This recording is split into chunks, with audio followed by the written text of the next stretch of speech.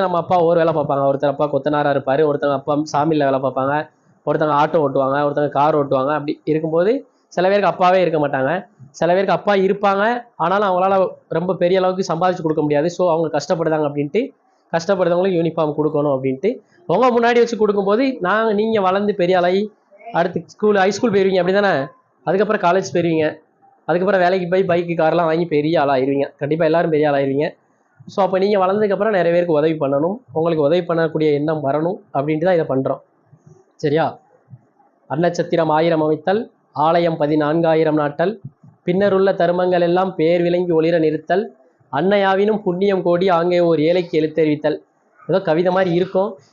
அதாவது கோயில் கட்டுறதை விட ஒரு பெரிய கூட்டத்தை கூட்டி சாப்பாடு போடுறதை விட ஒரு குழந்தைய படிக்க வைக்கிறதா பெரிய விஷயம்னு முன்னோர்கள் சொல்லியிருக்காங்க.